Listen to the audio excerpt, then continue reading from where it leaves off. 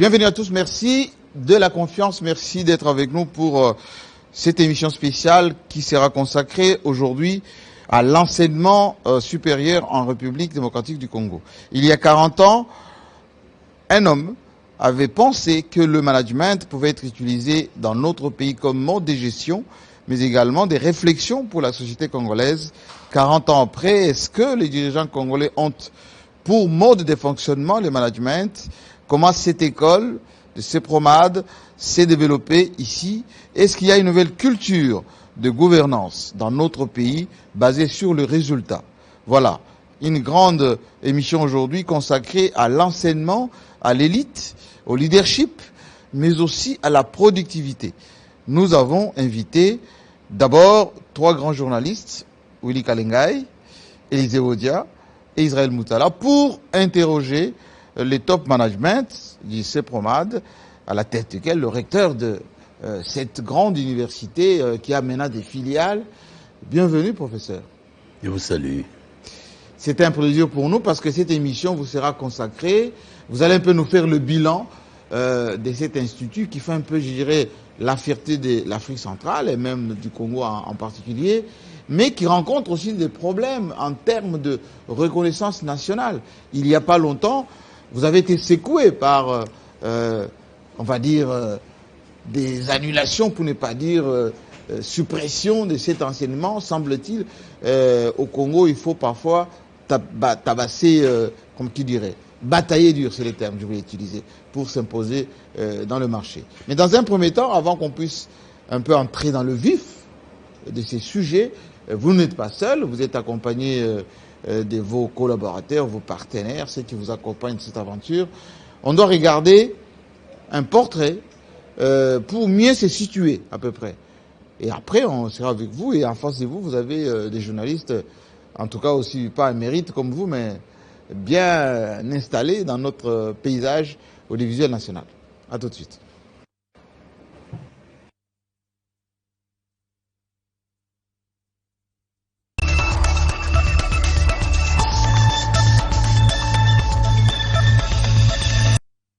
Il s'appelle Oscar Nsaman Olutu, premier professeur congolais en management et qui a créé des milliers d'emplois en République démocratique du Congo grâce à son esprit managérial.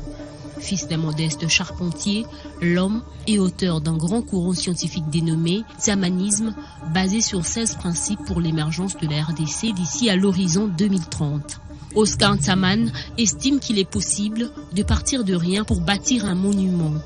Il faut savoir tout simplement braver la peur et savoir oser, mais aussi savoir prendre des risques calculés et éviter d'affronter quelqu'un de plus fort que soi. Pour lui, il faut apprendre à lutter contre la pauvreté, savoir coopérer avec les entrepreneurs, savoir avancer en désordre au lieu de rêver sur place et savoir combiner la planification avec l'improvisation. Dans ses multiples homélies, l'homme fait toujours remarquer que pour émerger, il faut savoir se choisir un modèle et savoir conclure.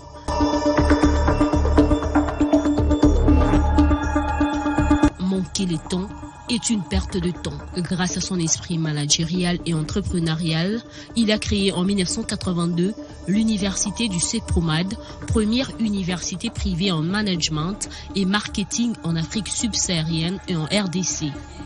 Les CEPROMAD, leaders en management, qui produit aujourd'hui des managers créateurs d'emplois et non des quémandeurs d'emplois, avaient commencé avec 15 étudiants, mais actuellement, elle en compte plus de 15 000 dans différentes extensions, dont le professeur émérite Oscar Nsaman est le recteur magnifique et président du conseil d'administration, accompagné de son épouse, professeur Angèle Nsaman Ossine, manager de société et administrateur général de budget.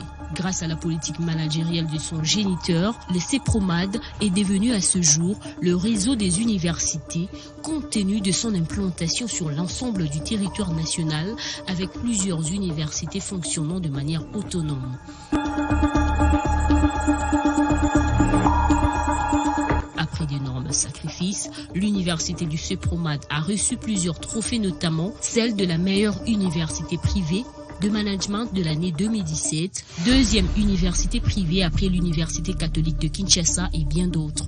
Sur le plan politique, le professeur Ntsaman croit toujours à la vision du chef de l'État, Félix-Antoine Tshisekedi, qui fait de l'éducation son cheval de bataille à travers la gratuité de l'enseignement primaire et secondaire mise en place en République démocratique du Congo.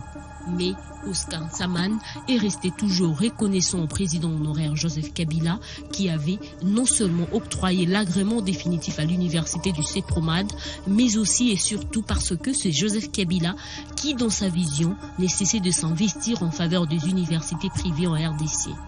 C'est ainsi qu'à chaque occasion, il ne manque pas de lui jeter des fleurs et lui exprimer sa gratitude.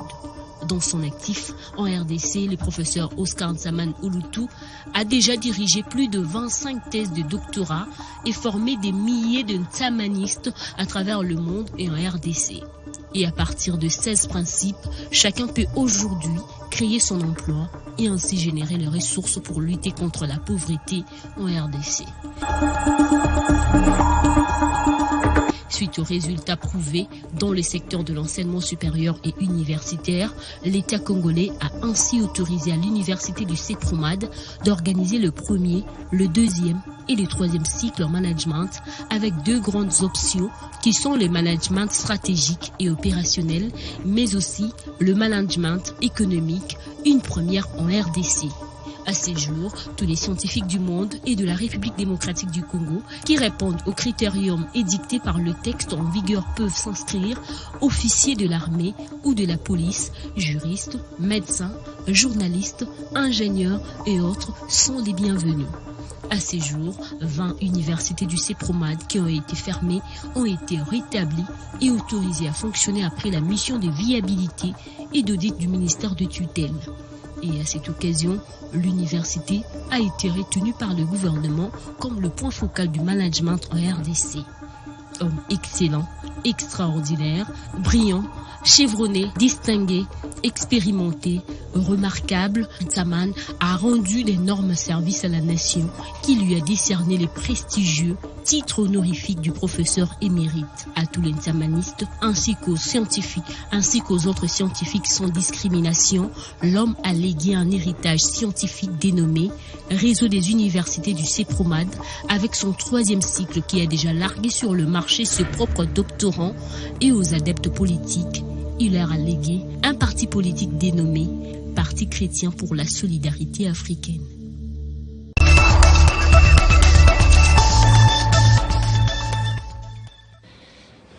Professeur Ntsaman, je suis tenté de poser cette question d'une manière directe. Finalement, avec tout ceci, qui êtes-vous? Qui suis-je? La même question m'a déjà été posée par un grand qui vous ressemble.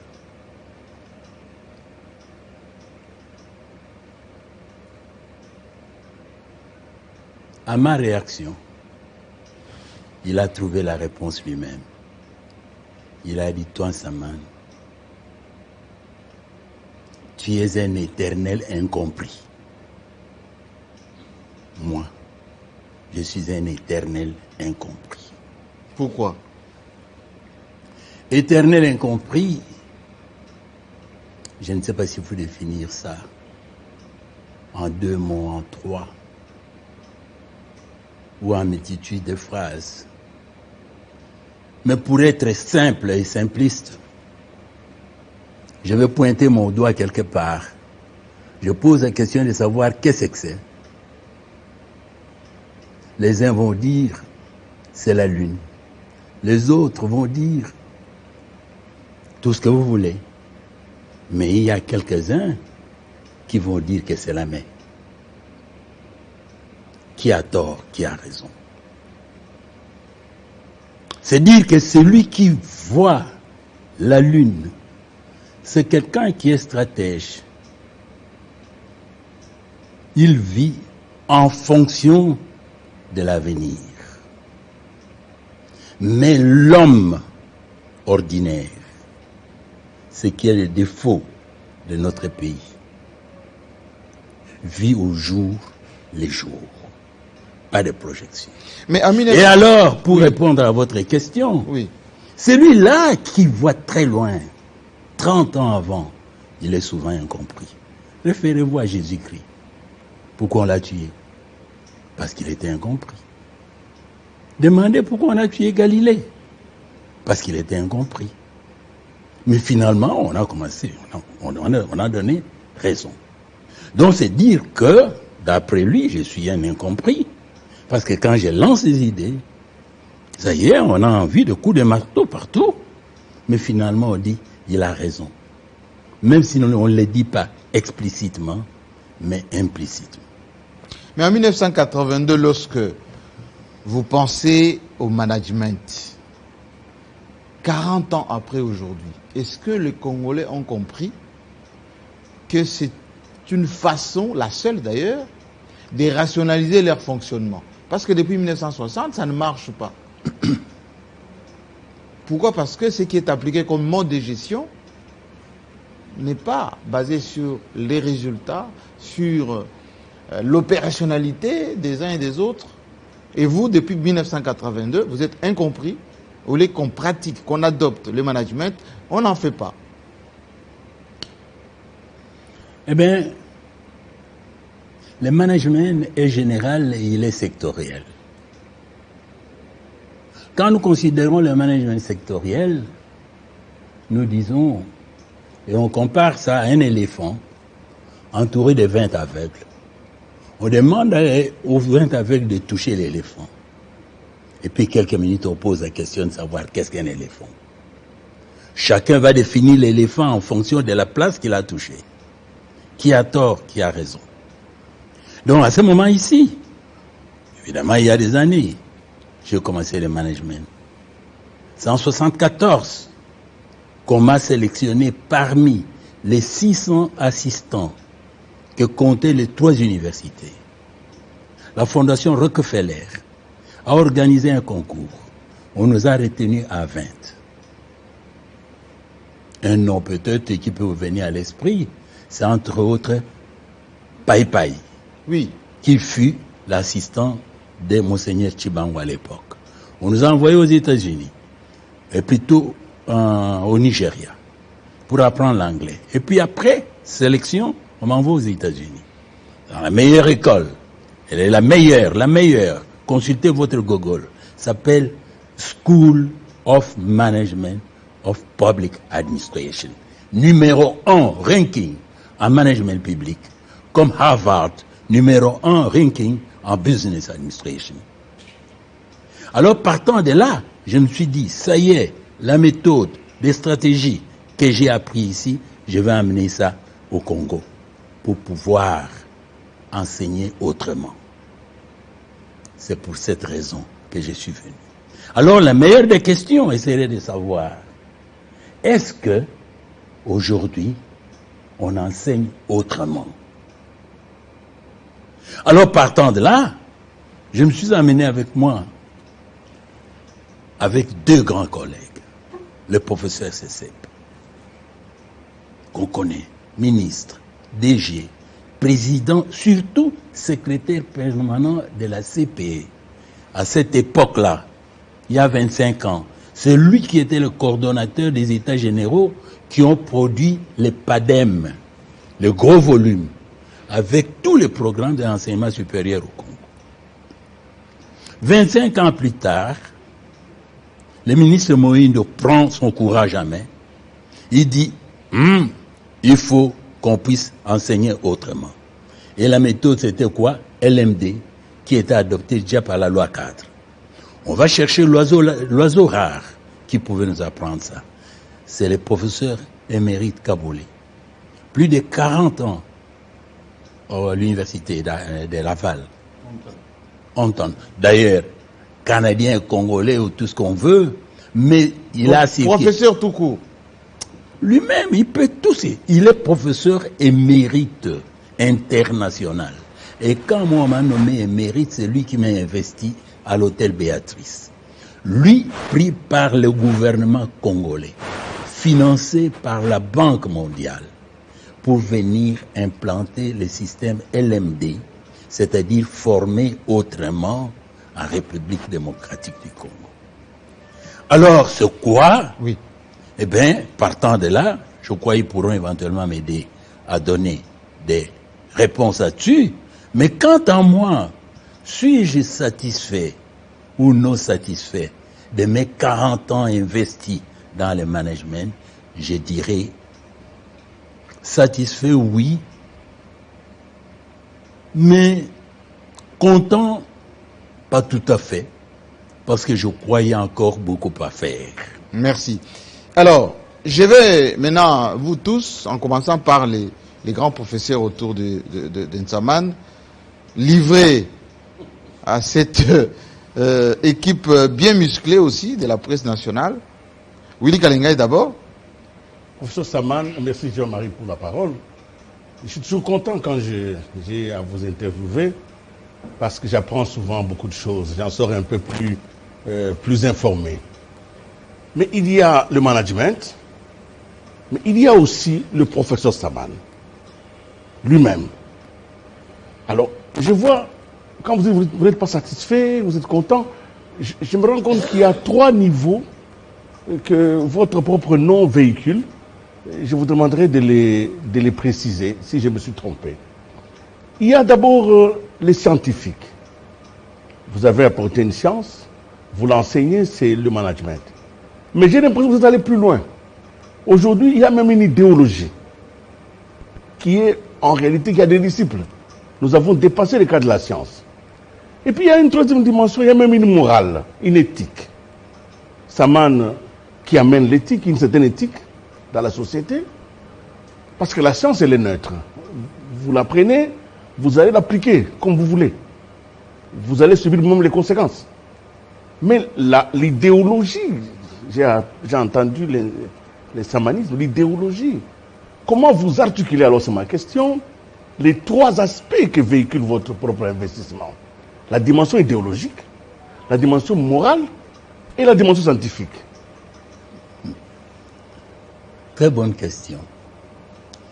Et cette question, c'est aussi une réponse à celui qu'on appelle un universitaire, un professeur. Un professeur universitaire a 3 missions. L'enseignement, la recherche et le service à la communauté. Mais il se fait que la plupart d'entre ces professeurs ne capitalisent pas les 3 dimensions. C'est pourquoi, quand on les juge en fonction tout simplement d'une seule dimension, on les traite de « Oh, autrefois, l'enseignant était un modèle. Aujourd'hui, l'enseignant, c'est un être paupérisé. » Parce que l'enseignant est devenu un fonctionnaire. Il attend un salaire. Alors qu'en management, nous disons, le salaire n'est rien d'autre qu'un stage professionnel.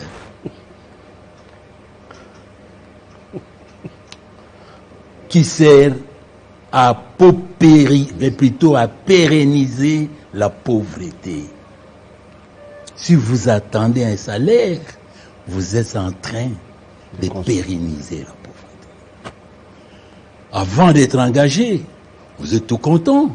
Le jour que vous commencez à vous endetter, le jour que vous entrez au bureau, ça y est, à la fin du mois, on vous donne. Vous payez des dettes, vous recommencez, ainsi de suite. Et finalement, on dit, ça y est, nul.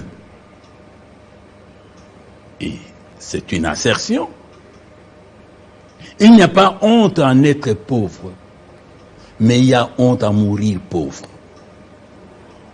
Alors le professeur Saman articule ce que vous avez appelé axe, si vous voulez, en mettant ensemble le 3. Saman n'est pas seulement un enseignant, mais Saman est chercheur. Il dit, j'enseigne les résultats de mes recherches. Saman n'est pas seulement un enseignant. Saman est celui qui aime l'argent et qui cherche l'argent pour lutter contre la pauvreté. Et pour ça, il apprend aux gens à créer des petites et moyennes entreprises.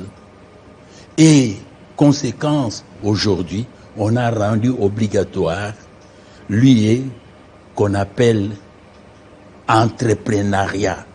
Que vous soyez médecin, journaliste, santé, tout ce que vous voulez, le cours de management entrepreneurial est devenu obligatoire. Parce qu'on doit vous apprendre à aimer l'argent et à faire l'argent dans votre domaine. Ainsi, vous allez vous retrouver heureux d'être payé proportionnellement à votre savoir-faire. Élisée Odia. Tout à l'heure, je souriais parce que c'est toujours pas évident dans notre société d'aborder la problématique de l'argent, ce terme, c'est-à-dire aimer l'argent, le dire comme ça, on risque de vous traiter de cupide. Voilà, est-ce qu'on peut dire jusqu'où êtes-vous prêt à aller dans votre quête d'argent, votre soif d'avoir l'argent, de faire l'argent, jusqu'où le prof Saman est prêt à aller? Le prof Saman n'est pas en train de chercher l'argent pour chercher. Le prof Saman insiste sur 3 concepts pour avoir l'argent.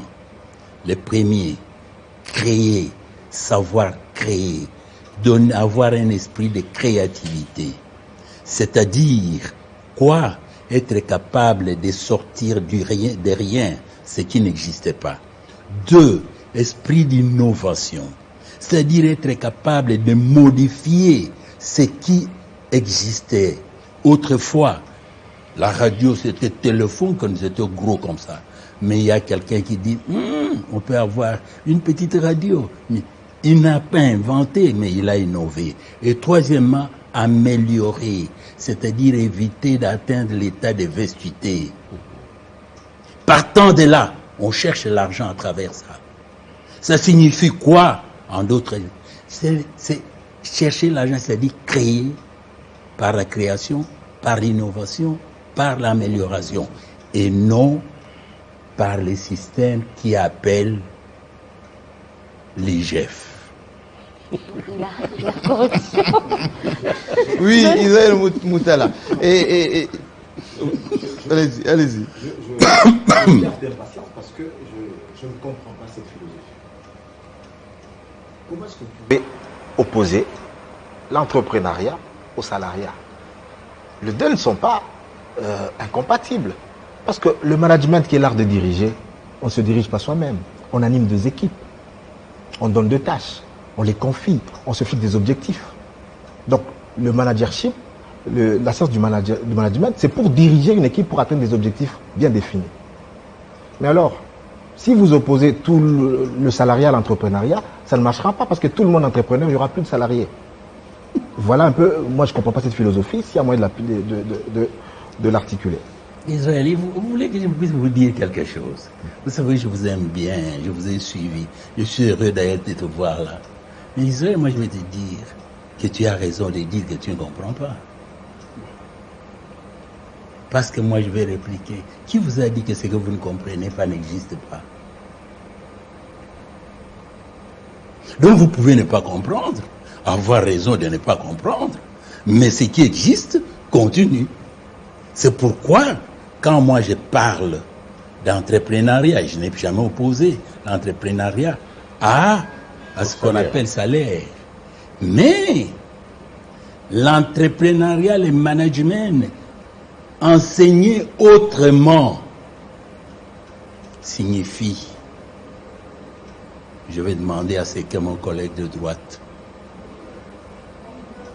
Ça vous coupez parce que vous avez dit ceci, vous semblez mépriser le salaire, vous dites que le salaire pérennise la pauvreté. Oui. Il y a des gens qui ont des salaires en 5, à 10, à 8 chiffres en dollars.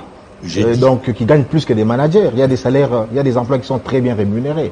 Très bien. J'ai dit au Congo, et je vais y ajouter, citez-moi un seul Congolais qui peut vous dire qu'il est en train de mener sa vie et il se suffit de son salaire.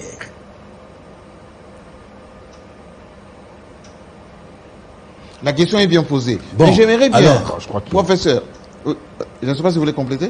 Non, mais je pense qu'il y a des... Est-ce que vous m'avez compris? J'ai compris. Mais les besoins de l'homme étant illimités, ça veut dire que, quel que soit le salaire, il faut que la personne qui a un salaire puisse calibrer ce salaire-là par rapport à ses charges. Ça veut dire, en principe, les besoins de l'homme sont illimités et qu'il doit avoir un niveau de contentement. Donc, à un moment ici, les sociétés de télécom ont fait rêver certains Congolais. À un autre moment, il y a eu les sociétés minières qui payent des très bons salaires. Et voilà. Bon, bref, il y a certaines sociétés privées qui payent assez bien. Mais je suis en train de vous dire, un bon salaire par rapport à quoi? Parce que moi, je suis consultant de la FECA, Fédération de consultants africains.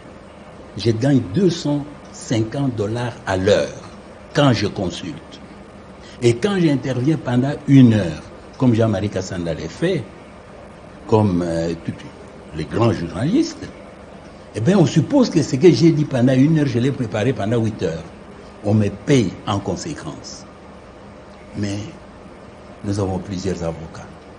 Allez demander, est-ce que les clients de ces avocats ont de l'argent pour supporter? Merci beaucoup. J'aimerais que le Alors, professeur... c'est pourquoi je vais ajouter qu'il y a un problème de compétence. Ce concept-là, pour former autrement. Rendre les gens compétents, au lieu de rendre les gens capables de, mais les rendre compétents, professeur. Mais ça tombe bien parce que vous avez 40 ans d'enseignement. On est plus pauvre qu'il y a 40 ans. On a des entreprises publiques mal dirigées, des scandales de gestion. Nous sommes nous-mêmes un scandale managérial, pas qu'un scandale minier, ça veut dire un scandale managérial, ça veut dire que la gestion n'est pas optimale. Je vois la comptabilité publique des entreprises publiques, c'est une catastrophe. Par rapport à ça, vous qui avez commencé à enseigner le management depuis 1980, vous avez formé des responsables publics, des responsables privés, l'ANESA, aujourd'hui la FEC, vous avez formé beaucoup de gens. Mais 40 ans après, nous sommes plus pauvres, nous sommes moins organisés, nous ne savons pas gérer ni la chose publique ni la chose privée. Est-ce que quel est votre sentiment par rapport à ça? C'est une très bonne question et je vais la poser à votre collègue juste à côté. Parce que vous avez dit tout à l'heure qu'il a été dépêché, pour ne pas dire invité par le gouvernement congolais pour installer le système licence, maîtrise, doctorat, qui dans d'autres pays, ça a été adopté et que ma foi, ça marche plutôt bien. Si vous allez au Sénégal, vous allez en Afrique du Sud, vous allez au Nigeria, le management appliqué aux résultats, par exemple, le management public, le management dans tous les secteurs, comme l'a dit Israël tout à l'heure, ça fonctionne. Et quand on vous jette la pierre à vous, professeur émérite ou pas, quelque part, on a raison de dire que les systèmes d'enseignement que vous avez appliqués dans notre pays, depuis l'Ovanium jusqu'à des universités privées comme le CEPROMAT, ça ne fonctionne pas. Et aujourd'hui, vous-même, vous avez été dépêché depuis Canada pour venir installer LMD ici. C'est pour répéter les mêmes erreurs d'enseignement ou c'est pour encore nous pousser à apprendre pour ne pas appliquer ce qui est donné à l'université? Professeur. Merci beaucoup. En fait, utilisez votre micro, s'il vous plaît. Merci. Allez-y, il est bon. Il est déjà... Voilà. Vous savez, quand je suis arrivé, je ne savais pas à quel type de séance nous allons avoir. Mais quand M. Jean-Marie, d'abord, je suis très content de vous voir, parce que je vous vois souvent quand je regarde Télé 50. Oui. Mais maintenant, à le voir, et surtout quand vous avez dit un grand sapeur. Non, on essaie d'être aux normes de la télévision. Vous savez, votre question, qui est une question qui a ouvert cet entretien, m'a fait finalement dire, oh waouh, ça valait la peine que je vienne. Parce que la question que vous avez posée, c'est justement la question à laquelle le LMD répond. Qu'est-ce qui fait que ça fait 40 ans que le management existe? Qu'est-ce qui fait que l'enseignement supérieur et universitaire dans ces pays existe depuis longtemps? Oui. Mais quelle chose. Et vous venez de le dire aussi, en partant dans la même voie que M. Jean-Marie, en disant mais ces pays depuis. Voilà les LMD. Souvent, il y a un slogan populaire qui dit ceci. Ce qui nous cause beaucoup de pépins, ce n'est pas ce qu'on ne connaît pas, mais c'est ce qu'on connaît, mais on les connaît mal. On connaît mal, très mal. Le LMD souffre justement de ces slogans. Parce que dans ces pays, les gens croient que le LMD, c'est tout simplement cette structure organisationnelle de l'enseignement supérieur et universitaire à 3 niveaux, licence, master et doctorat. Et on lui frappe, on le qualifie de toutes sortes de qualificatifs en disant comment voulez-vous la licence maintenant, c'est 5 ans, et maintenant on nous parle qu'on va réduire la licence à 3 ans. Comment voulez-vous que pour arriver à faire le doctorat, on passait par le DEA, tout ça, maintenant on nous apprend que les doctorats passant par le master, 3 ans, on sort docteur. Je suis congolais d'origine, je suis parti de ces pays comme Zaïrois en 77. Mais de 70 à 77, je dirigeais une école. Je ne suis pas allé au Canada comme un jeune juste. Mais dans ces pays, le Zaïre, quand je suis arrivé à l'étranger au Canada, les gens avaient peur de moi, comme Zaïrois.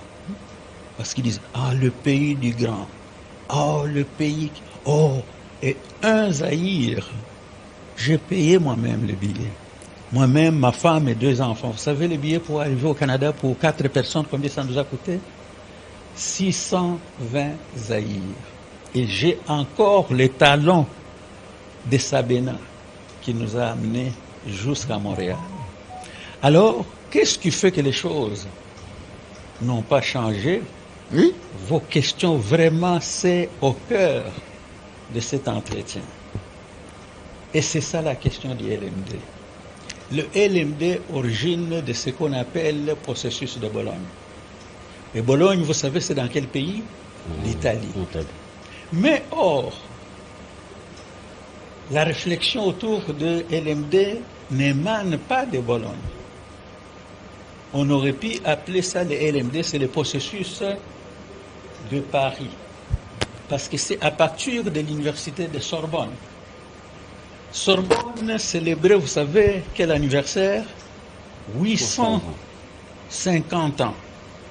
Au Congo, nous avons combien d'universités vieilles de 800 ans? Aucune. 100 ans? Aucune. Imaginez-vous. Et là, lors de ces séminaires, de cet anniversaire, ils ont invité des représentants du monde universitaire, des représentants politiques, des ministres même de 25 pays européens. Et lors de cette célébration, les Européens se sont posé cette question. Wow, nous ne pouvons pas croire qu'en Europe, nous avons des universités de 800 ans, 900 ans même. Hein. Bologne lui-même, c'est 900 ans. Sorbonne, 800 ans. Mais quand on regarde dans les classements internationaux, les 100 meilleures universités du monde sont des universités américaines et asiatiques. Or, en Amérique, même aux États-Unis, au Canada combiné, il n'y a aucune université vieille de 600 ans. Je suis le produit de Laval, c'est pour cela. Le recteur a parlé de Laval et j'ai commencé à travailler à Laval, mais mon héritage, je l'ai eu à l'université de Moncton. Et en 2016. Donc, l'université Laval n'est vieille que de 350 ans. C'est la première université au Canada et c'est la 4e plus vieille université en Amérique du Nord. 4e. Mais qu'est-ce qui fait que nous qui avons des universités de 800, 900 ans, nous ne sommes jamais placés parmi nous? Alors ils ont dit, c'est quoi le secret américain, nord-américain? Le secret, c'est qu'ils ont un système universitaire simple, flexible. Et si je vous disais que ça m'a pris que 3 ans et 5 mois pour déposer ma thèse de doctorat et être docteur, et je suis venu trouver des collègues qui ont terminé le secondaire avec moi ici, je ne dirais pas qui n'avaient même pas encore terminé les DEA. Mais ils étaient inscrits dans une université, une grande du pays, que je ne citerai pas. Alors, ils ont dit, quel autre secret à votre question-là? C'est que leur système d'enseignement universitaire est pratico-pratique, professionnalisant. L'enseignement est basé sur l'approche par compétence. On n'enseigne pas pour enseigner, on ne crée pas une université pour créer. Vous serez surpris, ça fait plusieurs fois que le gouvernement m'a invité ici. Je fais une recherche. Ce pays est le 3e pays du monde en nombre d'établissements d'enseignement supérieur et universitaire. Derrière qui? La Chine, les États-Unis. 4e au monde en nombre d'établissements universitaires. Parce qu'ici, on dit enseignement supérieur et universitaire. Et derrière encore qui? Mais de quel établissement nous parlons? Alors, vous voyez, on crée des établissements pour créer, et c'est pour cela que vous avez appris le ministre de l'enseignement supérieur et universitaire, qui est mon patron, maintenant, a dit, parce que moi j'avais déposé des rapports ici, quand le président honoraire, le président Kabila, a déposé la loi, parce que c'est lui qui a signé la loi cadre que nous utilisons maintenant. Moi, j'étais invité comme un de 4 experts d'origine congolaise, mais qui étaient à l'étranger, pour venir analyser cette loi cadre-là en relation avec l'enseignement supérieur universitaire. Et il avait dit la réforme LMD en répondant par rapport à ce que je viens de dire. Notre système ne répond pas, il faut la réforme LMD. Et il avait rectifié cette loi-là en disant 12 mois après, tous les établissements devraient s'arrimer au système. Et si je relance un peu cette question, professeur, peut-être votre collègue va vous compléter, c'est que nous ne comprenons pas. Personnellement, j'ai des doutes quant à la nature de l'enseignement que vous dispensez dans nos universités ici. Parce que vous dites le système LMD, plus pratique, plus court, plus opérationnel, et ça produit des résultats dans le système anglo-saxon. Vous allez aux États-Unis, vous allez au Canada, vous allez même en Grande-Bretagne, c'est autre chose. Mais vous allez dans le pays latin, un peu nous d'inspiration belge, francophone comme la France, etc. Tout est lourd, tout est théorique. Mais vous qui avez l'expérience, on fait appel à vous à chaque fois, vous avez l'expérience, on a 40 ans de ces formats d'aujourd'hui. Comment vous n'arrivez pas à impacter notre système d'enseignement pour que le côté opérationnel soit privilégié, que l'INPP par exemple soit relevé au niveau supérieur. Il y avait ici en face de l'ISC un centre là, comment ça s'appelait? CENADEP. Oui. CIDEL. Pourquoi on n'a pas développé ces genres d'enseignement, couplés peut-être avec des universités privées techniques comme CEPROMAT, pour qu'il y ait de la productivité par rapport à ce que vous déversez sur le marché comme diplômé? On peut avoir aujourd'hui un licencié, celui qui a un master du campus ou je ne sais pas moi, de Kinshasa ici, mais vous le mettez au même niveau que celui qui vient du Nigeria, d'Afrique du Sud, il n'y a pas photo. C'est de votre faute, vous. Oui. Formidable. Les initiateurs de ce programme. Formidable. C'est ça la préoccupation du ministre actuel, le ministre Mouindo. Ce qu'il a la même préoccupation, le même souci que vous, M. Jean-Marie. Il dit pourquoi nous ne pouvons pas. Et je vous dirai le changement que nous sommes en train d'opérer.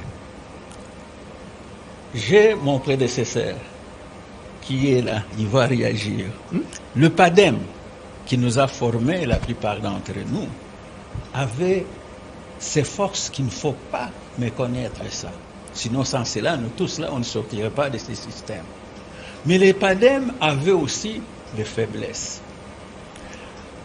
La différence entre le PADEM et le LMD, c'est que le LMD nous ne pensons pas. Moi, je ne viendrai pas ici dire, voilà, écoute, au Canada, j'avais été formé, j'avais appris tel cours, ou j'enseigne dans tel cours, je l'instaure au Congo.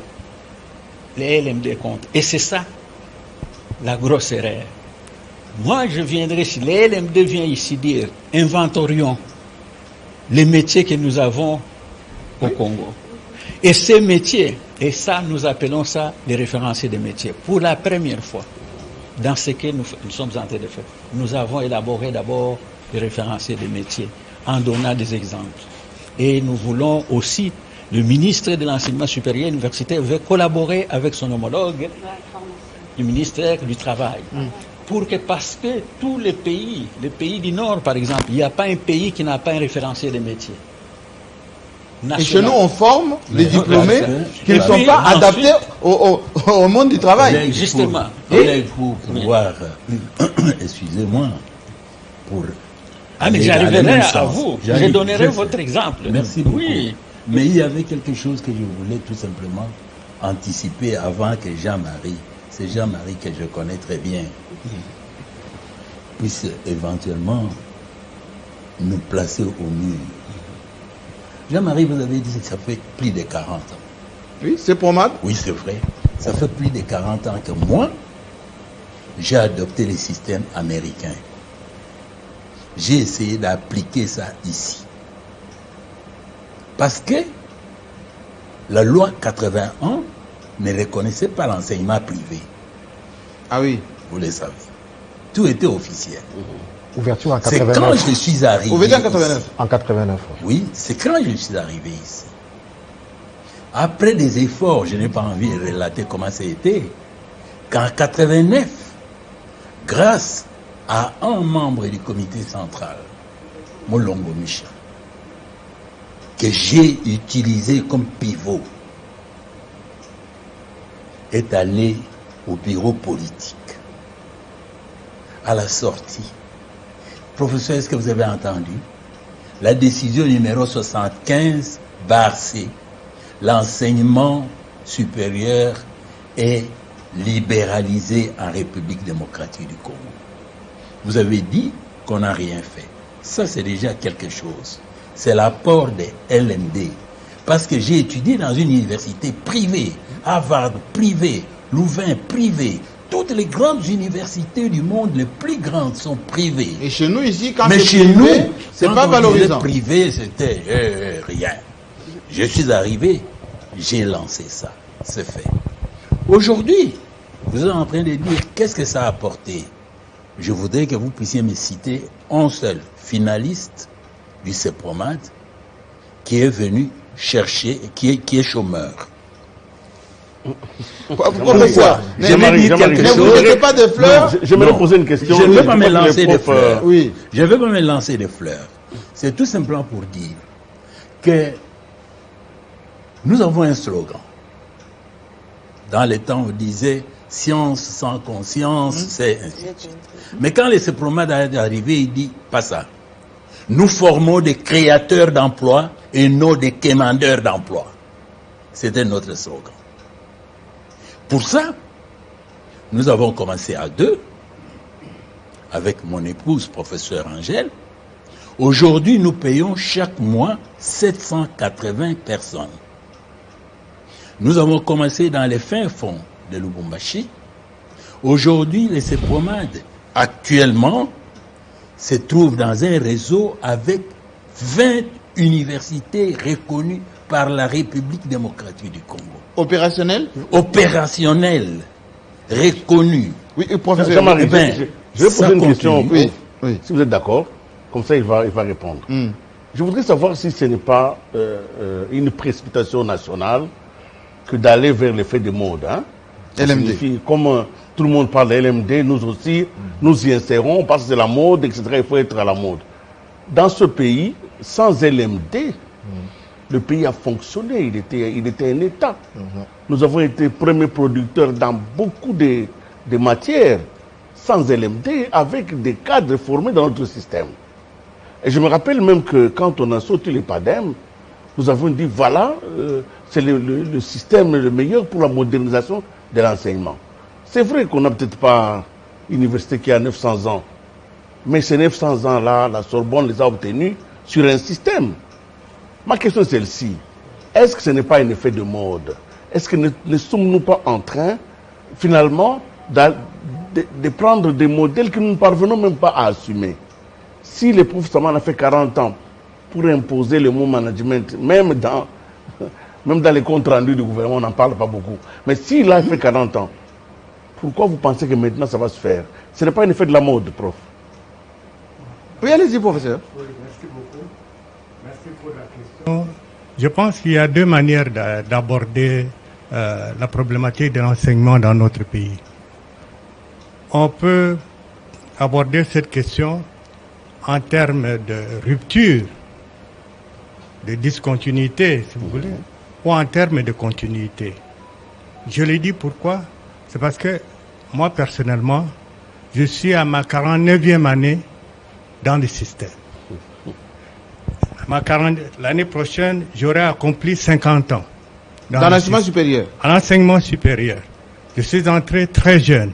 Et il y a 40 ans, quand le professeur Saman venait avec son projet du CEPROMAD, j'étais un jeune doyen de 32 ans de la faculté des lettres de l'université de Lubumbashi, là où le CEPROMAD est là. Nous présidions, nous participions au conseil de l'université ILC. Il a dit tout à l'heure qu'il était incompris. Effectivement, je crois qu'il a raison. À l'époque, même moi, nous étions les premiers à nous poser la question où il voulait en arriver. Avec son affaire de management. Oui. Oui, de façon globale. En fait, c'était ça. On avait vraiment de la peine à le comprendre. Et il sait, il connaît bien notre position, nous qui étions imbus, sûrs de la formation que nous avons eue dans les universités congolaises et étrangères. Et lui, il vient avec le centre là, oui, pour la promotion du management. Oui. Bon. Nous avons dit, mais, cher ami, allez d'abord réfléchir un peu, n'est-ce pas, avant de faire. Je l'ai dit aujourd'hui, 40 ans après. Et il a persévéré. Je suis allé il y a peu de temps voir ce qu'il fait là-bas. Je l'ai félicité. Comme j'ai eu le temps aussi de parcourir le pays. J'ai vu ce qu'il rend comme service à travers le pays. Mais le problème de notre système, ça c'était donc par rapport à lui, jusque là où il est arrivé. Moi, je me dis, vous savez, il y a quelques mois, après mes 49 ans là-dessus, je me suis dit, en fait, beaucoup parlent de notre système éducatif sans vraiment le maîtriser. Je me suis donné la peine de relire, reparcourir en fait tous ces chemins.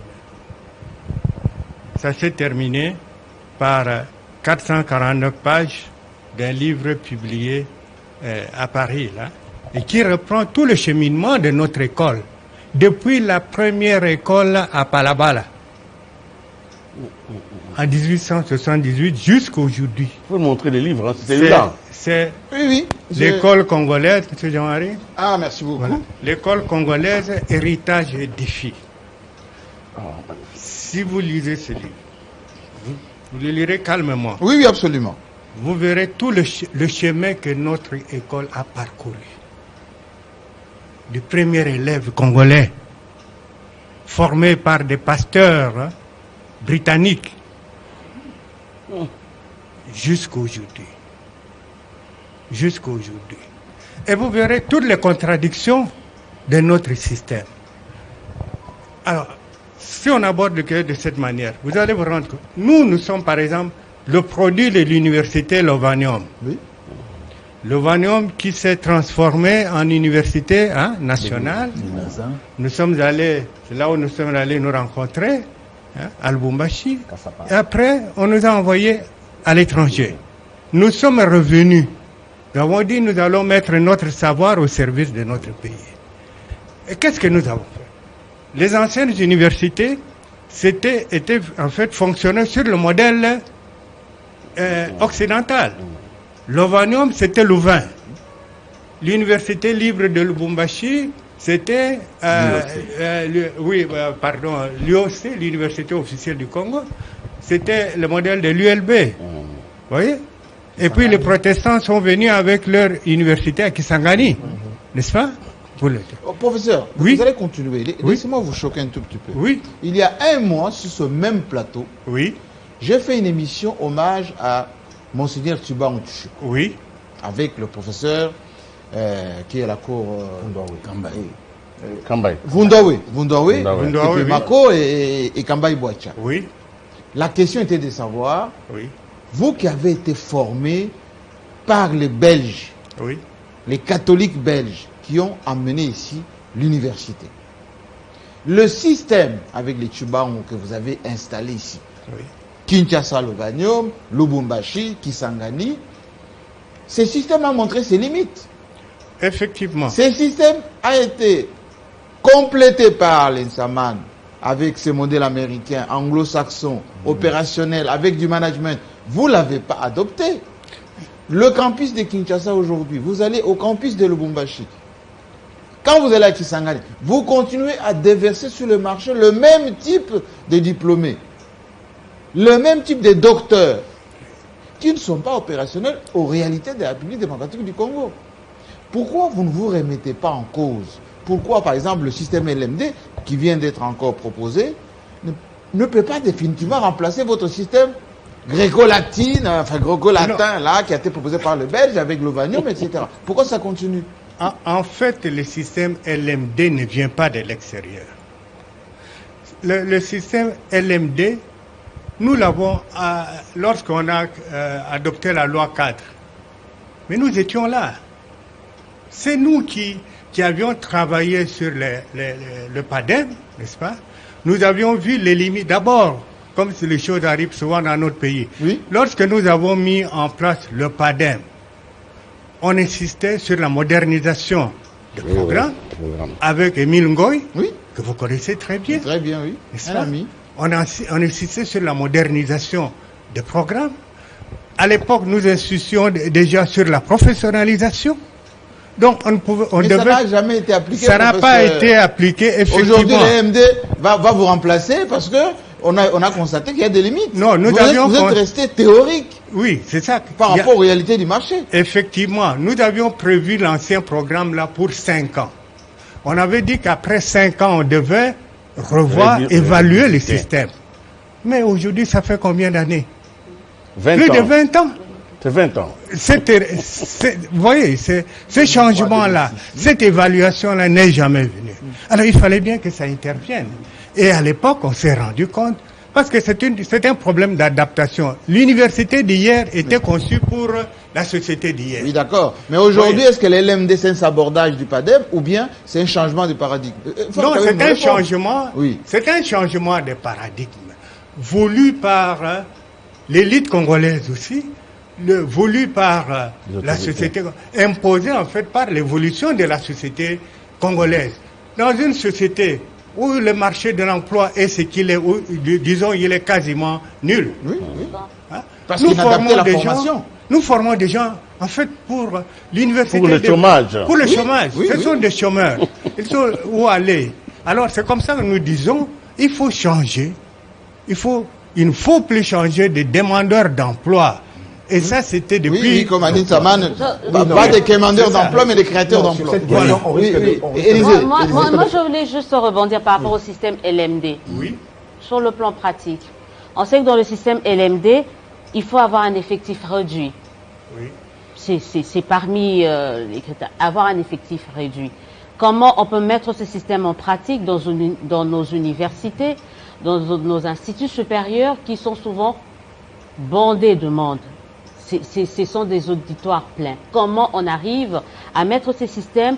Comment on arrive à gérer un effectif réduit alors que c'est pléthorique. C'est pléthorique. Comment on fait?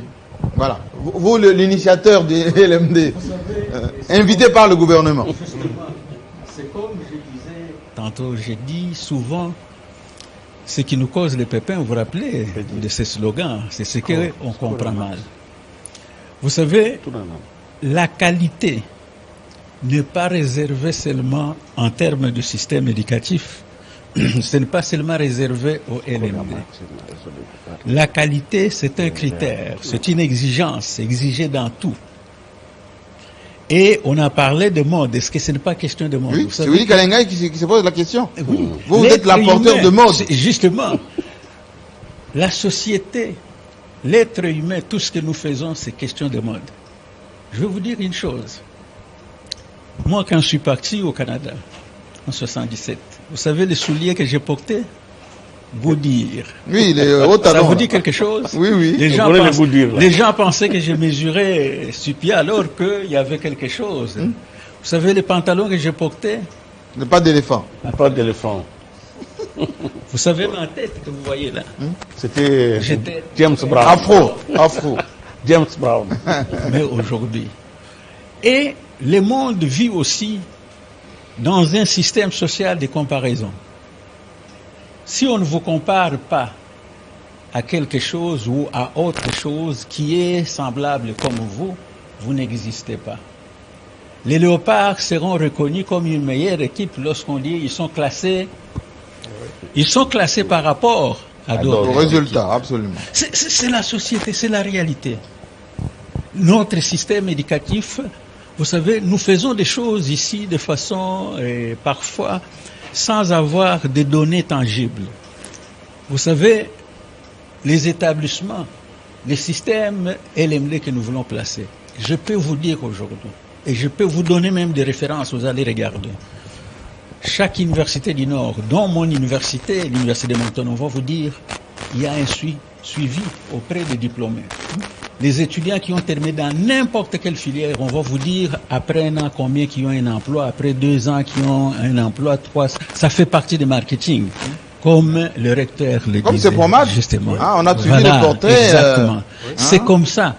Vous savez, ici, quand on me dit, moi qui vis maintenant dans une société où tout ce qui est dit doit avoir une preuve tangible pour les justifier. Mais quand les gens me disent, voilà, ici nous avons mais un professeur, bon système. les étudiants qui vous suivent en ce moment, oui. nous sommes très suivis ici au Congo et à travers le monde. Ils se disent que votre LMD, est-ce que c'est le contenu ou c'est le contenant? Merci. Vous êtes venu avec l'énoncé LMD où vous allez impacter les programmes. Merci. Quand le ministre dit « je vais enseigner l'entrepreneuriat désormais », que ça soit officiel, mais est-ce que le programme universitaire a été changé? Est-ce que dans vos bibliothèques il y a les références? Est-ce qu'il y a l'interconnexion des programmes universitaires? Est-ce que tout ceci n'est pas théorique encore? C'est la problématique, s'il vous plaît. Merci beaucoup. On dirait que je vous ai préparé pour soulever ces Non, points-là, non, parce non. que vous soulevez des points qui sont Désolé, monsieur, vraiment... j'ai enseigné par ailleurs. C'est vraiment, mais vous voyez, Oui. c'est exactement ça, monsieur Jean-Marie. Ce que le système maintenant, les contenants ou les contenus, Oui. c'est les contenus. Les contenus dans le sens que nous ne voulons pas. Et ce que nous disons par rapport au PADEM, le PADEM, on n'a pas aboli le PADEM. Vous n'avez pas s'aborder. Le LMD, c'est une valeur ajoutée. En économie comme en management, nous connaissons l'expression valeur ajoutée. Des Les Schumpeter. LMD, voilà, les LMD dit ceci. Avant de former, avant d'avoir des intitulés de cours, on doit d'abord savoir c'est quoi les métiers qui existent. C'est là où nous avons élaboré les référentiels des compétences, des métiers. Après, on dit ces métiers-là, quel type de compétences que ça nécessite. Nous avons élaboré maintenant vous allez Tout voir. ça est déjà fait. Je vous donne l'adresse. Dès que vous quittez ici, mettez tout simplement www.minesu.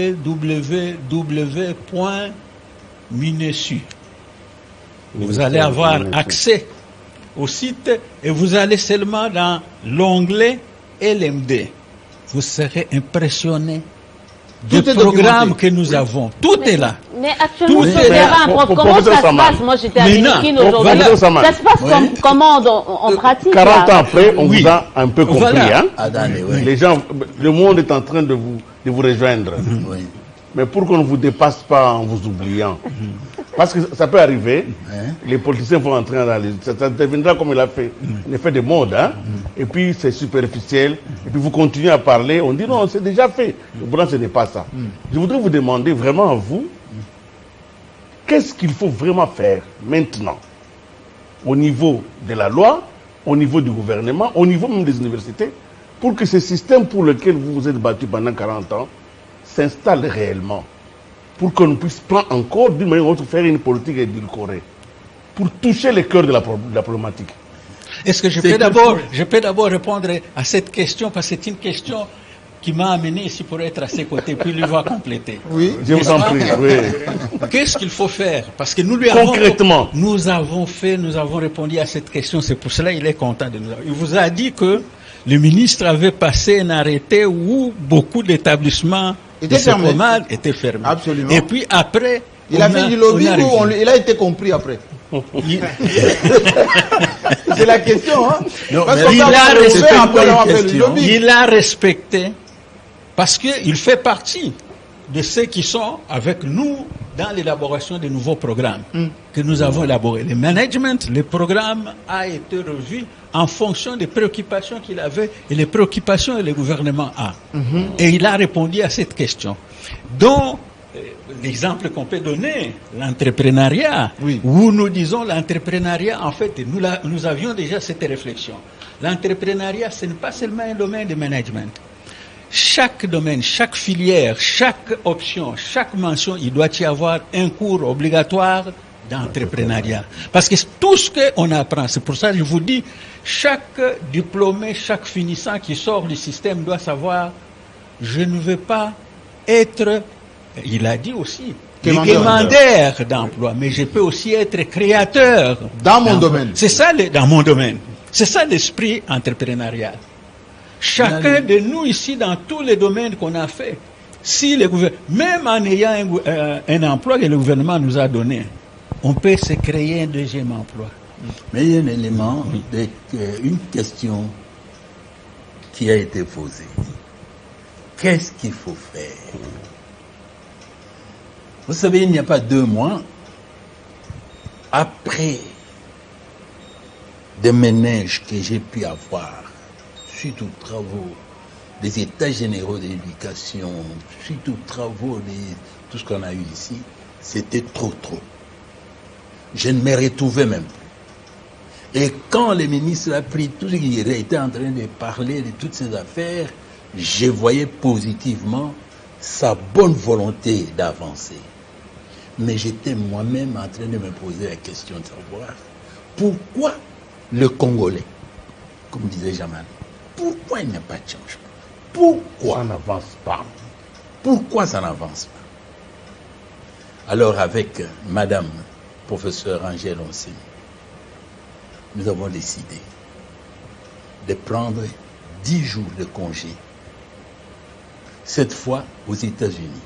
Parce qu'avant, toujours dans le cadre de notre management, nous avions pris 25 jours pour aller dans les pays des BRICS, pour voir comment ça marchait là-bas. Mais cette fois ici, nous sommes allés aux États-Unis. Et on est allé au congé scientifique. Oui. Tout simplement avec un objectif. Aller voir JFK Kennedy. Aller voir comment s'appelle le film? AGD? Hein? Dallas. Nous avons passé au moins 5 jours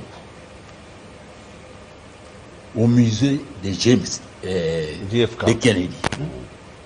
Tout simplement pour réécouter ces discours, tous les commentaires. Et pourquoi? Parce que JFK avait dit, don't ask me what you can do for what your country can do for you, but ask what you can do for your country. Ce que vous pouvez faire pour le pays. Ce que vous pouvez faire, ne pas poser la question, c'est que l'Amérique peut faire pour vous, mais ce que vous pouvez faire pour l'Amérique. Et nous avons étudié. On a retenu au niveau de l'adaptation. C'est pourquoi quand on dit LMD, ce n'est pas tout simplement LMD. Mais on aurait pu ajouter LMD adapté. Parce que LMD doit être adapté à l'environnement. Alors, Nous l'avons ajouté. On l'a ajouté. Et nous l'avons En disant pensé avant bachelor. d'ajouter. Non, nous disons les Allez-y. cadres normatifs, je suis l'auteur de ça, les Très cadres bien. normatifs du LMD contextualisés. Contextualisé. Contextualisé. Voilà. Donc adapté à notre pays. Oui. Alors nous aussi, on a adapté. Ne demande pas ce que les CEPROMAT peuvent faire pour vous, mais demande ce que vous pouvez faire pour les CEPROMAT. C'est la grande leçon que nous avons pu tirer de là. Et quand on est revenu, c'était la réponse que nous avons donnée à notre ministre de tutelle, qui avait dit qu'il y avait 84 universités et tout ça, mais tout ça dirigé par une seule personne, et c'est trié, etc. Et tout ça. C'est trop. C'est trop, c'est trop. On trouvait que Saman était Non, mais le problème, c'est que Non, mais trop attendez. débordé par Non, autant d'universités. Non, mais tout doux, tout doux. Comment une personne peut diriger ça? Mais ce qui reste vrai, on n'a jamais entendu quelque part où les enseignants du CEPROMAT sont entrés en grève parce qu'ils n'ont vrai, pas hein. été payés. Vous n'avez jamais entendu quelque part où les étudiants se sont débrayés, ils ont fait ce qu'il y avait à faire, ainsi de suite. Vous n'avez jamais entendu. Mais ce qui reste vrai, comment une personne peut diriger autant? La question est de savoir, est-ce que c'est le problème de savoir diriger ou bien c'est le problème des nombres? Si c'est le problème des nombres, il y a combien de systèmes au Congo? Il y a combien de ISDER au Congo? Il y a combien de ISP au Congo? Il y en a tout ça, des multitudes. Tout ça appartient à l'État. Pourquoi il y en a partout? Parce que, en tenant compte des compétences et des besoins, il y a une sorte d'adéquation entre la formation et l'environnement. L'environnement a besoin de quelque chose, on donne. Mais les gens avaient besoin du management. Mais où était l'école de management? Alors, Il n'y en avait moi je vais pas. reposer la question. Alors, professeur, permettez. je termine s'il vous plaît. Oui. Pour dire que, quelle que soit la situation, ce qui a fait que nous avons, pour appliquer What You Can Do for a Country, nous avons dit à notre ministre, Excellence, on a trouvé autant qu'on veut, mais nous vous disons, nous avons seulement 20 que nous encadrons. Les autres, ce sont des bandits, des Yankees, des hommes d'affaires qui veulent se faire un peu du beurre. Ils savent que quand on ouvre le management, les CEPROMAT, on peut gagner quelque chose. Si vous vous doutez, allez ouvrir votre université d'histoire. On va voir si vous aurez des étudiants là-dedans. Eh ben, alors, si c'est le management, les gens veulent. Mais quel est notre objectif? Si les médecins, là on dit la médecine, l'objectif c'est de guérir. Pour le guérir, il faut opérer avec des bistouris à gauche pour ceci, cela. Quelqu'un opère mal, il tue. C'est tout à fait normal que quand on enseigne mal, on arrête. L'objectif, arrêter. Mais le management, on a dit quoi? Quel est l'objectif? Formons des créateurs d'emplois et non des quémandeurs. Maintenant, comment on forme des créateurs d'emplois? Des créateurs d'emplois, ce sont ceux qui n'ont pas un numéro de matricule. Les créateurs d'emplois, ce sont des mamans informelles qui vendent des petites choses. C'est la petite et moyenne entreprise. Alors l'enfant qui a appris, il faut aimer l'argent, il faut créer l'argent, en créant votre petite entreprise quelque part. Il a entendu ça, de Saman, c'est le management. Il va à Bolobo, là-bas, il regroupe ce qui est des mamans maraîchères. Il crée une coopérative. Lui-même est le patron de la coopérative. Il demande aux gens de payer des cotisations. Lui va les défendre. Les gens payent des cotisations, il engage des gens. Est-ce qu'il a atteint son objectif, oui ou non? Oui, oui. Alors, professeur. Oui. Alors, à ce moment-là, Oui, oui. nous disons au ministre, Oui. ce qui est vrai, là où c'est vrai, on ne peut pas fonctionner en désordre. Nous devons fonctionner conformément à la loi. C'est ce que notre ministre a voulu. Nous voulons bien nous soumettre à ça.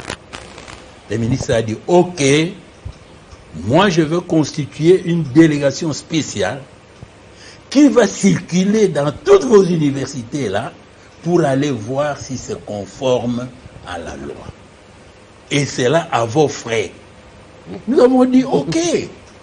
Quand le ministre a fait tout ça, vous avez vu sa lettre en se référant au rapport tel,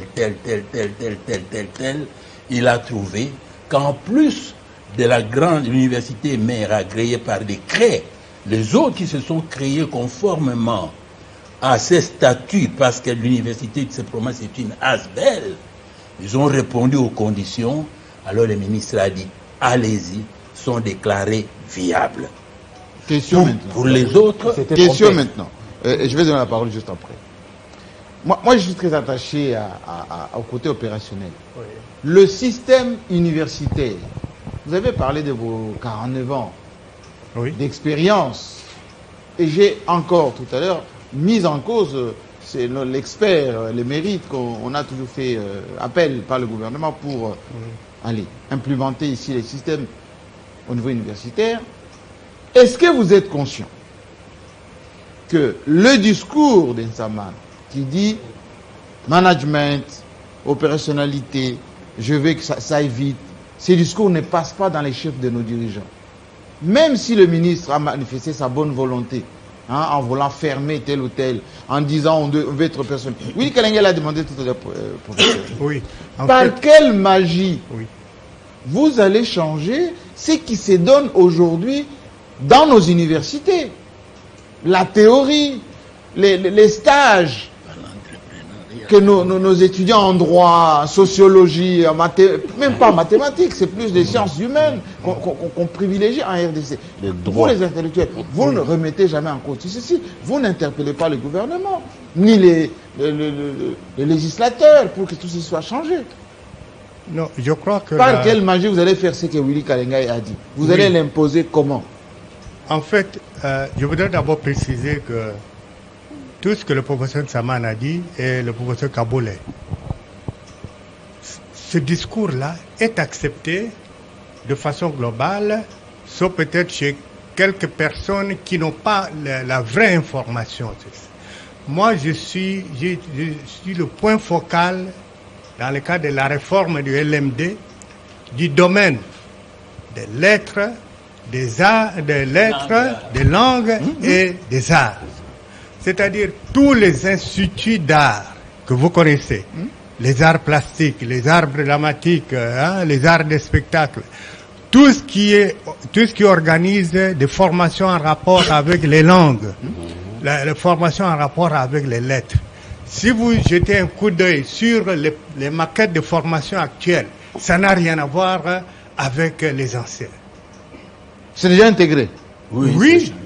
C'est dans le site là dont parle le professeur Kaboulé. Oui. Je dis, moi, je suis le coordinateur, le point focal de ce domaine-là pour l'ensemble du pays.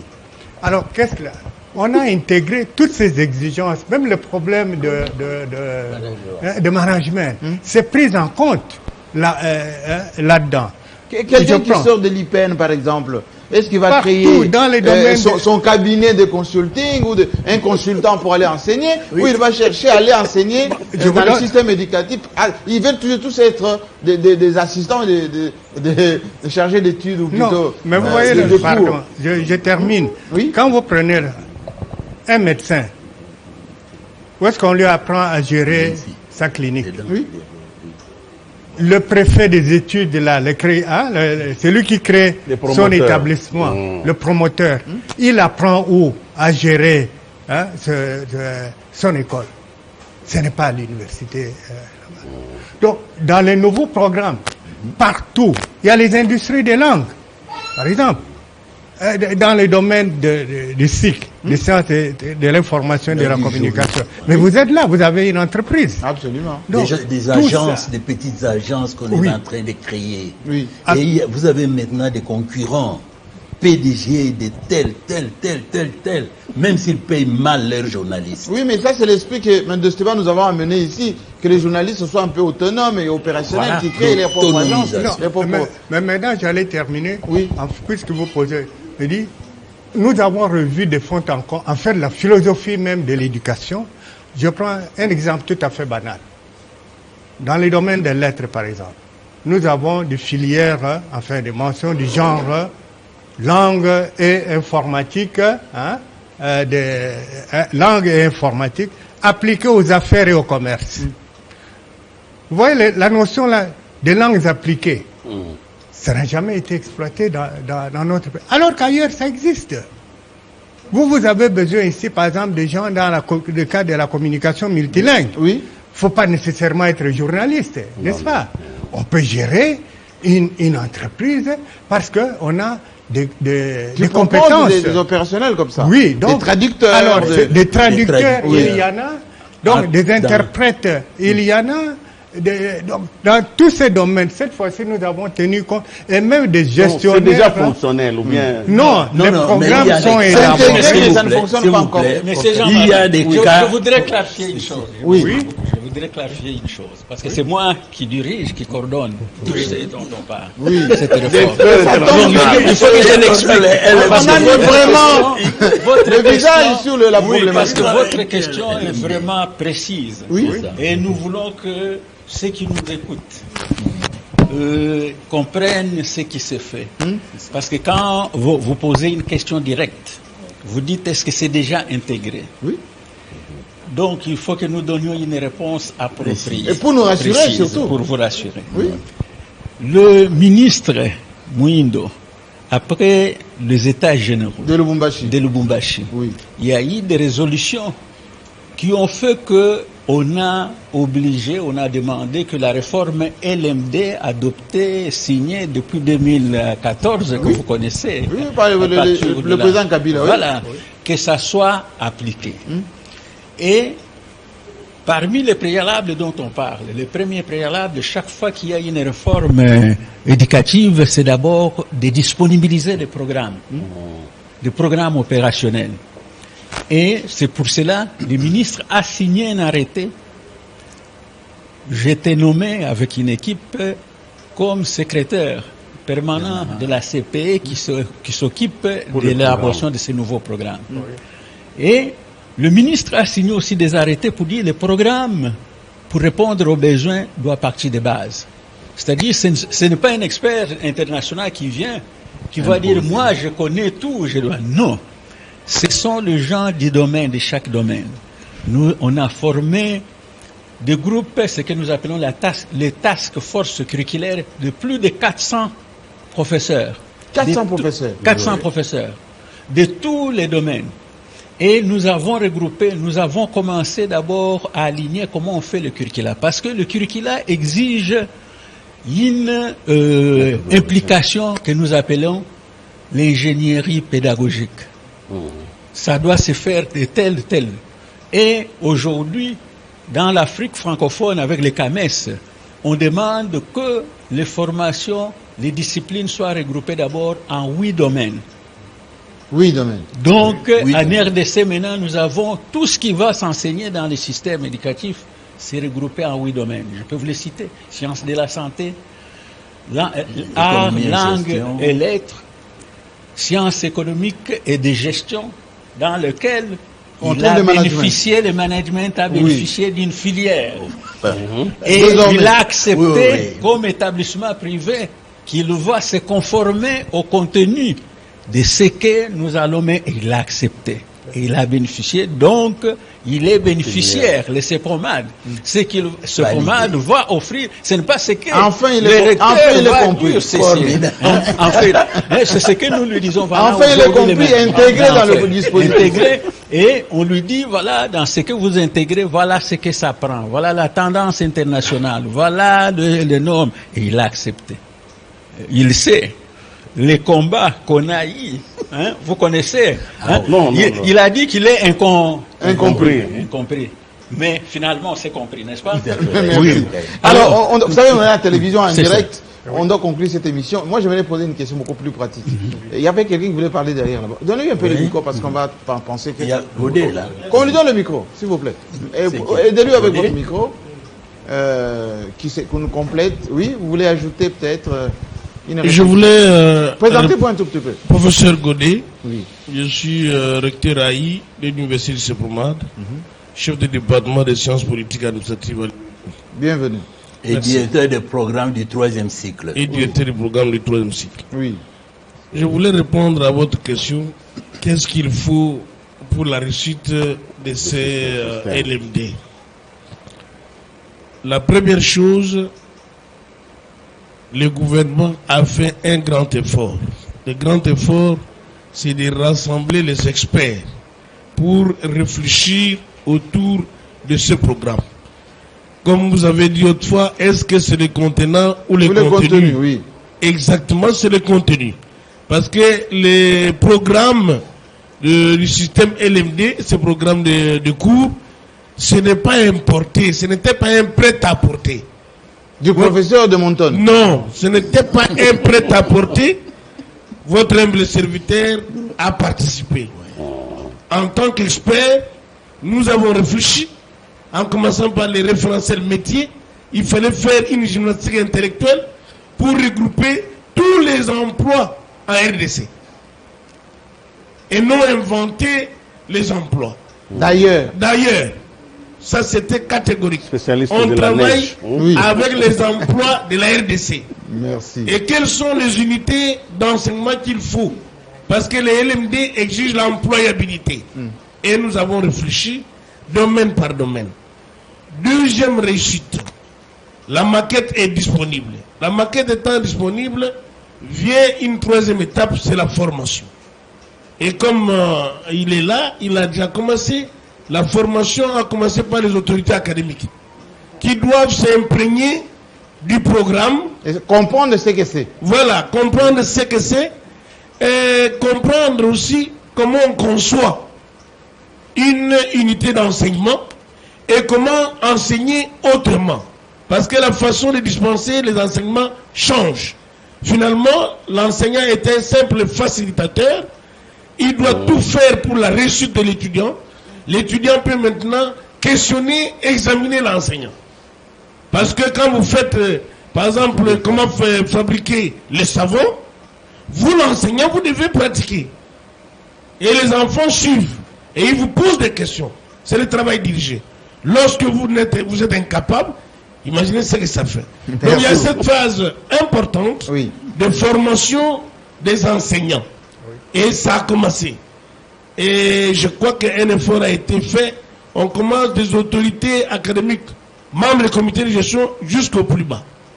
Et on a associé les appariteurs, qui sont en fait des gestionnaires au quotidien de ce programme. Et donc, il y a beaucoup d'efforts. Et je suis content aussi qu'ils ont prévu chaque fois des évaluations à mi-parcours. Qu'est-ce qu'il faut? Ainsi de suite. Je crois qu'il y a encore un effort merci à beaucoup. faire. On va consacrer une émission à ce système LMD prochainement pour entrer dans le détail. Aujourd'hui, c'était l'anniversaire des 40 ans de ce PROMAD et la reconnaissance enfin du savoir-faire du professeur Saman depuis les années 80 dans notre système éducatif ou plutôt universitaire ici. Moi, je dois remercier nos trois experts en la matière, enfin journalistes et grands professionnels des médias. Et dernière question, je vous demandais d'être court parce qu'on doit céder la place au direct. Maintenant que l'incompris est compris, maintenant que l'éducation, la formation de nos cadres au niveau universitaire intègre les managements, est-ce que vous pensez que l'homme congolais va l'intégrer aussi dans sa manière de fonctionner? C'est que le Belge avait fait de nous des clercs, des gens qui aiment le costume cravate, qui restent au bureau, qui attendent les salaires à la fin du mois. Est-ce que ça va changer dans la pensée collective, dans la manière de vivre au quotidien? Oui, madame, vous voulez parler? Madame, on n'a pas bon goût entendu. Donnez le micro à madame, s'il vous plaît. Ça fait plaisir. Elle est professeure aussi. Oui, professeur Angèle Onsine Saman. Oui. Je suis administrateur général de budget à l'université du CEPROMAD. Je suis professeur à l'INBTP. Dans la mentalité collective, nous allons aller petit à petit. Parce que déjà, le ministre de l'Enseignement supérieur et universitaire a sorti une décision, je crois, pour dire que les LMD, cette année, on les commence en première année, d'une façon horizontale. Ceux qui avaient déjà commencé, ils continuent. Pourquoi? Parce que on ne peut pas brutaliser les choses, changer brusquement, ça va donner des effets pervers. C'est pourquoi il faut aller petit à petit pour que on sensibilise davantage et petit à petit les gens vont comprendre. Merci beaucoup. Voilà ce que je voulais ajouter. Merci beaucoup, madame. Allez-y, professeur, vous avez votre micro, allez-y. Oui, ce que je voulais dire... Réponse, non, vous avez le micro avec vous. J'ai le micro. Vous avez dit, l'incompris est compris. Je dirais, l'incompris commence à être compris. Il a compris. Enfin. Pourquoi? Petite question. Vous, Jean-Marie Kassanda. Vous, Israël. Madame. C'est comment? Odia, Élysée. Dites-moi. Avec votre expérience dans le domaine que vous avez là, si un jeune s'en va au Canada, il revient docteur. Il s'amène ici. Qu'est-ce qu'il aura à vous apprendre dans votre domaine précis? Pas grand-chose. Pas grand-chose. Mais lui, on lui a donné un titre en si peu de temps parce qu'il a trouvé un système opérationnel qui va vite. 3 ans, docteur. Mais est-ce que vous, on vous a donné, on a pu valider votre expérience? Non. Pour vous permettre de partager l'expérience que vous avez avec des jeunes qui sont à l'université? Non. Non. Enfin, moi, je le fais, mais... Alors, comment beaucoup, hein? Vous êtes chef de travaux, moi, oui, je sais. Oui. Là, vous êtes dans les cadres. Mais il y a des chefs de travaux ordinaires. Prenons ces cas-là. Un jeune professeur qui vient de terminer, qu'est-ce qu'il a à apprendre à un professeur, à un chef de travaux? Si je dis ordinaire, ce n'est pas pour dire que je refuse de vous appeler chef. Parce que les chefs de travaux, on les appelle chefs. Les professeurs ordinaires, on les appelle des ordinaires. Mais c'est pourquoi nous disons chef de travaux ordinaires. Ça veut dire que vous avez tellement traîné. Pourquoi vous avez tellement traîné? De un, ce n'est pas parce que vous n'êtes pas compétent, c'est parce que vous n'êtes pas fier de ce que moi j'ai fait. Quand Saman dit je peux former un docteur, toi tu ne crois pas. Alors qu'un Saman a été formé dans la meilleure école de là. Aujourd'hui, Oxford University, créée en 1090, la seconde après Stanford en Europe, mais des corps reconnaît en moi une valeur. Et on dit il n'y a pas de ranking, mais on a classé les CEPROMAT parmi les 100 meilleurs en sciences de l'éducation, dans l'innovation. Entre autres, nous avons intégré le management dans les systèmes éducatifs congolais. Mais il y a combien de Congolais qui reconnaissent ça? Vous avez vu. Donc c'est vous-même les changements. Demain, nous avons lutté. Il y en a qui ont dit même pour devenir docteur, se faire inscrire, il faut avoir moins de 35 ans. Mais mon Dieu, moins de 35 ans, vous commencez à former. Et tous ceux qui sont accumulés, qui ont accumulé l'expérience comme ceux-là, qu'est-ce que vous devenez?